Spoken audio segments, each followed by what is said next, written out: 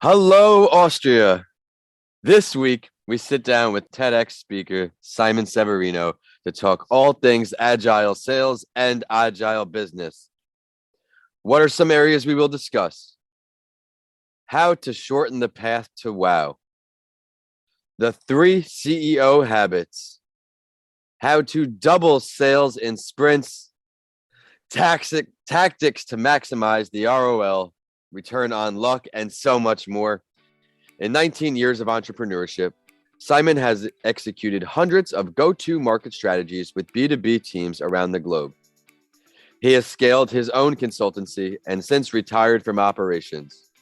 He has now reached financial freedom and became an investor. Since then, he has helped thousands of entrepreneurs reach financial freedom and have a firm that runs without being dependent on them. Today, he's going to share his blueprints with the B2B leaders like you and help you scale. But before we kick off the show, let's open up with asking our guest, what does entrepreneurship mean to you? Hey, Vincent. Hey, everybody. Happy to be here. Entrepreneurs, for me, are people who create something out of nothing. They just go through the world and they go, oh, there must be a better way to do this. And they just do it. It's less than 2% of the world population. But these are the people who don't wait for a meeting. They don't want to tell somebody or ask somebody. They want to build it. So they just sit in the garden and start a podcast. And next time they grill and have guests. That's what entrepreneurs do. They're forces of nature. The freedom is a big factor that pushes into entrepreneurship. You want to be able to dictate your day, dictate your schedule, dictate your life. That's for me as well. Prioritizing family, seeing them when I would like to see them. That's very important to me. And unfortunately, at a traditional 9-to-5 job, I don't have that ability. But I have never looked back since entrepreneurship, and I don't think you have either. And we'll learn all about your journey in just a moment. But with that, I want to welcome you to That Entrepreneur Show. My name is Vincent A. Lancy, and you can learn more about me at Vincent A. Lancy on YouTube, all social media, or my website, vincentalancy.com. If it's your first show with us, thank you for stopping by. Each episode since December 2019, I've interviewed the founder of a company or brand to share what works for them, what they needed to improve on, how they did it, and all of their learning lessons along the way, right here on That Entrepreneur Show. This segment is sponsored by Bedrock Business Builders, a small business startup specialist. Start, build, manage. I also have bonus series for you to enjoy. The Rewind the Clock series, where I bring back past guests to update you on new achievements, and the Gasparilla Overload series. We have 2 of those featuring Florida entrepreneurs for 1 week straight, at least before Gasparilla Day. You never know which story is going to resonate with you most. It is time to begin the show. He is so accomplished, and more admirably, he likes to give back. As I mentioned, he's helped hundreds and thousands of entrepreneurs get on the right path. Simon Severino, thank you for joining us all the way from Austria. Hello, everybody. Happy to be here. Would you mind introducing yourself on the personal side? Let everybody know who Simon is outside the office before we dive back into the office. Sure. Simon Severino. I am a father of 3, and I'm a husband, and I love being in nature, doing sports. I'm a triathlete when I have time. And I'm the founder of a method to coach entrepreneurs to double their revenue in 90 days. And that method has become a global franchise. It's called the Strategy Sprints method. And I just wrote a book about it. So I'm now also an author. And the book is called Strategy Sprints. And that's what I do. So that's Simon Severino. Thank you again, Simon, for taking the time to join us. I'm very excited to learn your story because I know there were so many chapters in your story. I learned behind the scenes, getting to know Simon. It's always humbling having new guests reach out to join this community, and we have a great one ahead just for you. What pushed you into entrepreneurship, Simon? What led you to start this entrepreneurial journey? I don't think I had a choice. So I think those 2%, if we go back to question number 1, those 2% of people who are these forces of nature and are very creative and create something out of nothing, they are also very, very unemployable. Whoever was my boss, he had a tough time with me, and they were quite patient, but I was irritating the hell out of them. They were like, "Simon, you're pushing us all the time." And I go, yeah. And they go, but organizations don't want to have employees who push the envelope all the time. That's not what they are built for, right? Exactly. And so that's why at some point you pull the trigger, you jump, you take the leap. So I did save 6 months worth of runway, and I jumped off, and I dared to do my own thing. And it was easier than I thought. And first time you smell the fresh air, you will never go back. I think that's certainly true. It's be very difficult for me to be in another setting where I only have 3 things to do for the day. For example, I've had guests on the show saying, "Hey, I was in corporate. I had to be amazing at 4 or 5 things, three or 4 things. In entrepreneurship, you have to be okay, at least in everything." So that's a very big challenge. What are some other challenging areas you find in entrepreneurship? I know you have a very storied career. I'd love to learn what you find challenging. I found it interesting because I focus only on one thing each. So when I started my own business, and I was just the only person, solo guy, I was basically a freelancer, right? At some point, I hit that plateau, that number where I couldn't take on more clients. I was lucky it was the first year. Mhm. And it's usually around $500,000 in revenue per year, where people then they hit the plateau, right? You cannot do that anymore. And so it was clear to me I had solved the sale problem. So I was on the sales problem. I was doing one thing, sales, but I was also doing the delivery. Right. So it was clear to me I have to pick one. Either I am the deliverer or I am the sales guy. What do you want to do, Simon? Do you want to be the CEO or do you want to be the operator? So are you the owner of this thing or are you the operator of this thing? Because somebody needs to work in the business and somebody needs to work on the business. Yes. But I have only 24 hours, so I cannot do both. And I started becoming father, so I had even less time, right? Yeah. And so I had this conversation with myself, and I said, well, I want to be the owner of this thing. And so it was pretty clear. I looked for a business coach who can help me get out of operations myself. So how can I go 2 levels above fulfillment? That was the project name. Get Simon 2 levels above fulfillment. So I fired myself from operations. I said, Simon cannot be booked as a coach anymore, but he will have coaches for you, and he will make sure you have the right coach. I love that you're showing that you need to have the drive to want more. Reach out, ask questions, have a coach in your life, have a mentor in your life. In the beginning of my entrepreneurial journey, it was such a crucial point to have someone to help me guide the way.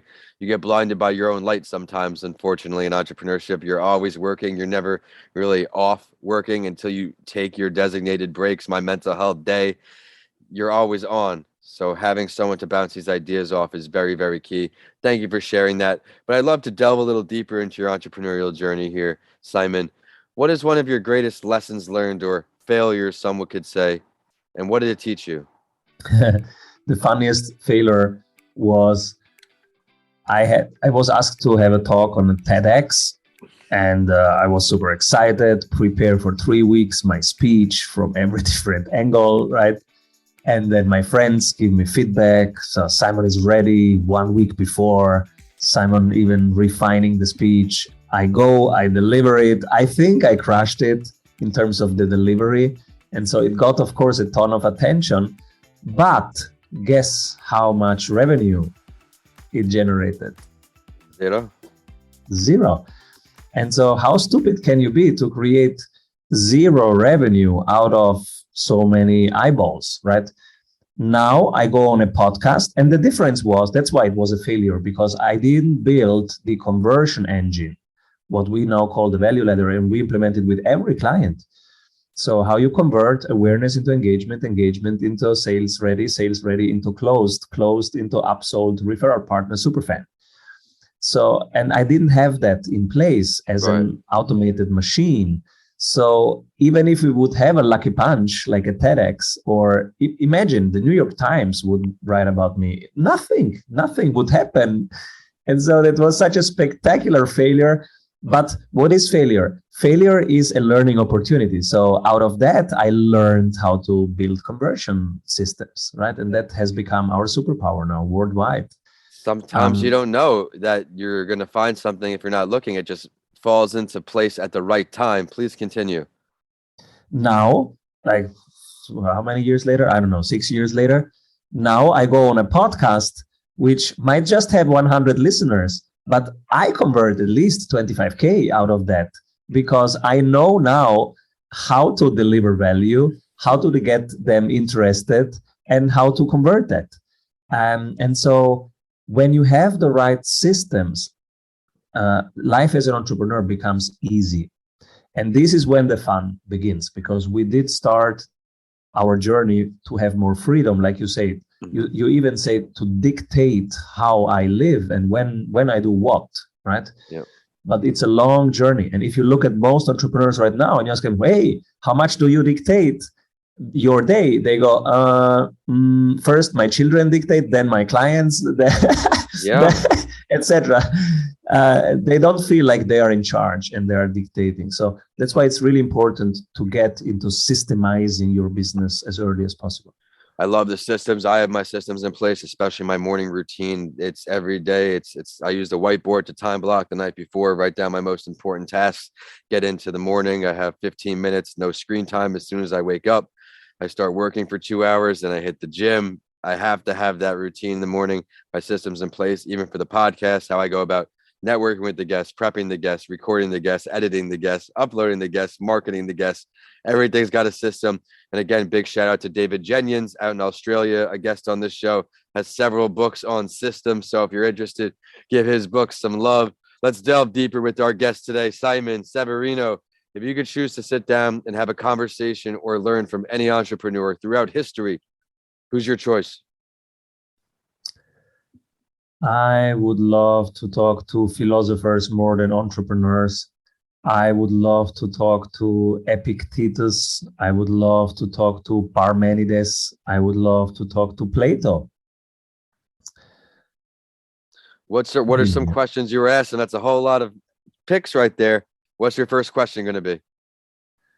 What's eternal versus temporary? What's real versus an illusion?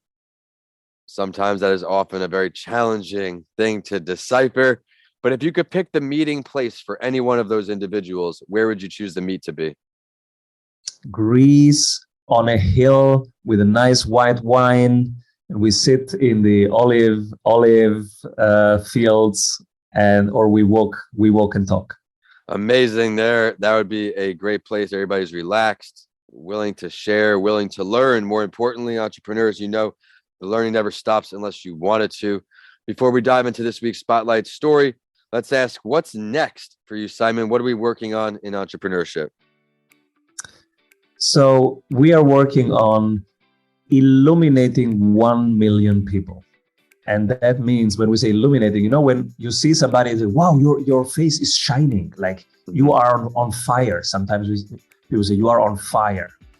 And this is what we are working on, because right now we can help people in 3 continents every day, but they also have people that they serve, because they are all entrepreneurs, business makers. So when they come home at evening, we are working that 1 million of them come home in the evening and they are much more relaxed, much more fun to be around. Their kids have more fun with them. Their beloveds have more fun with them, because they're more fun to be around. Yes, I love that. Let's now dive right into the Spotlight story. If this is episode number 1 for you tuning in, this point of the show, my guest and I go over another entrepreneur's journey to give you some additional takes, some additional perspectives. And as we have a game-changing entrepreneur from Austria today, I looked up to find another in Dietrich Mateschitz. A really, really impressive article, and I learned a lot. Was unaware of this entrepreneur, but that's one of the joys of this show. I get to learn about an entrepreneur's journey at the end of each episode. Some are new, some aren't. For those of you who don't know the name, he is the founder of Red Bull, a product many of you listening on may use. The idea of launching an energy drink in the European market hit his mind during a business trip. He likes the taste of the Thai drink, which eventually became the formula for Red Bull. He co-founded the company actually with the owner of the Thai drink brand. I think that's awesome.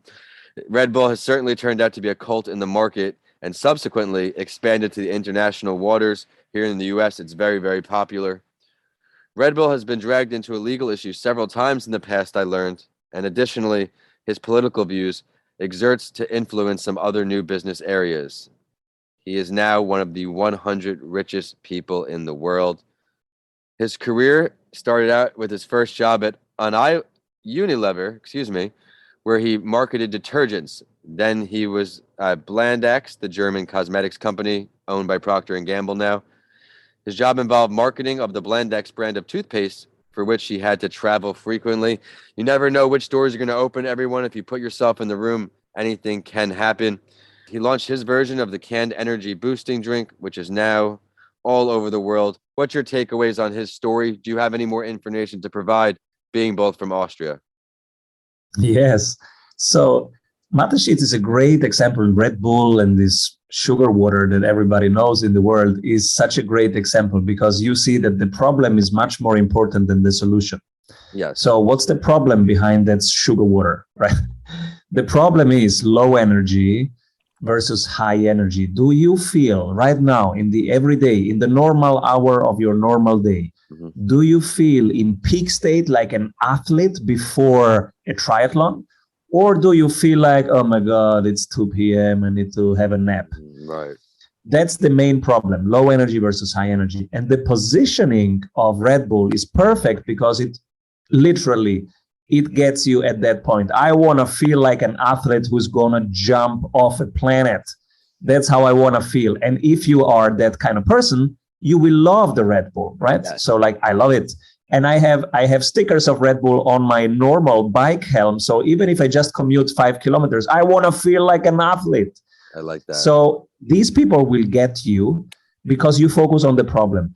But if you focus too much on the solution, you will be substituted. And because the solution, come on, it's just sugar water. Nobody cares about sugar water. The world doesn't need it. Nobody needs it. It's not even good. So you can change the solutions, the products, the services anytime in the lifetime of your business. But you hopefully will never change who you are here to serve, your target audience, and their main problem. They want to feel like an athlete instead of feeling like the everyday low energy person that they really are. So, and that problem will always be there because Simon will always feel low energy at 2 p.m. So you can get him if you stay with him and you can change products over time. So do not focus on your solutions. Focus on the people you're here to serve and their problems, and you will be relevant also in 30 years.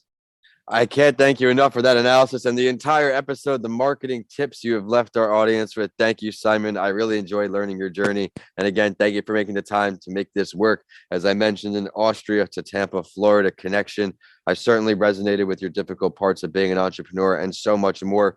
Would you mind telling everybody where they can find you, your website, social media, your courses, your books, you name it? So the book Strategy Sprint is available on Amazon right now. You will love it. And please leave me an Amazon review. Amazon loves it. Yes. And it's really the blueprint for how to do marketing systems, sales systems, and operation systems. And you will thank me a lot if you grab the book. And if you want to find us and talk and find the Sprint Coach or just talk to me, go to strategysprints.com. Everyone, be sure to check out everything he has to offer. And I think we have a preview for my other show, Writing with Authors, coming up. Now that he has this book I'm learning about, I think we may have to learn a little more about his writing journey. But be sure to check out all he has to offer. And we are at That Entrepreneur Show and at Vincent A. Lancy across social media, YouTube, and my website is vincentalancy.com. As always, it is time to end the show with a quote, and it is from today's Spotlight Entrepreneur. When launching a product called an energy drink and named Red Bull, a product that stimulates body and mind, it is a short step to the roots where Red Bull came from. We've been doing this for 20 years. Now it's called adventure sports, extreme sports, and outdoor sports.